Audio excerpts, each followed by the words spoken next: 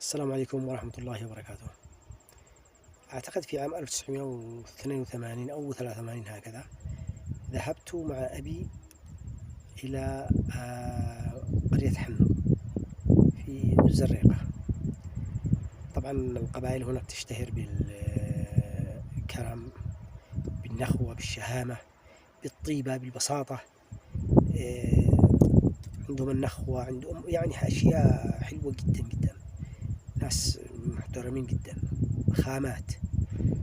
المهم أبي كان رحمة الله عليه كان دائما يشتغل عندهم في حنو وفي الشراق وفي الأماكن هذه، غالبا في حنو، خاصة عند الأقدوس وعند بني عثمان حفظهم الله ورعاهم.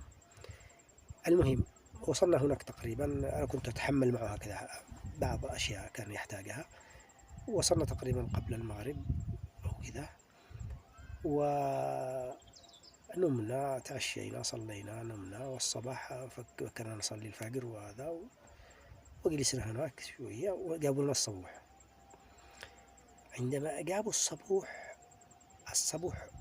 كانت مغطاة، أنا معتقد إنها فتاة، وأنا ما أظنش، تقريبا كانت أول مرة أروح لهناك لعند لحنو، تقريبا يمكن مرة أو المرة الثانية، لا أتذكر بالضبط. المهم جابوا لنا الصبوح كانت مغطاة، نفتحها أشوفها وهي عصيد، عصيد وصليد. خي شعمل عصيد، كيف صبوح عصيد وصليد؟ أي شعمل. طبعا أنا ما ظهرتوش إن أنا مشتيش، ما ظهرتش أي حاجة، سكت أشوف بس مش قادر أمد يدي.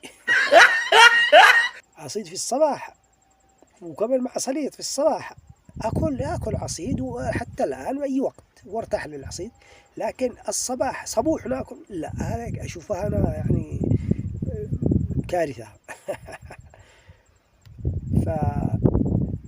فكيف أعمل؟ شوية شوية ما ألاقي كل عند الماء، قلت بسم الله وأكلت معه هكذا. طبعا بسمع شوية هكذا بالعافية.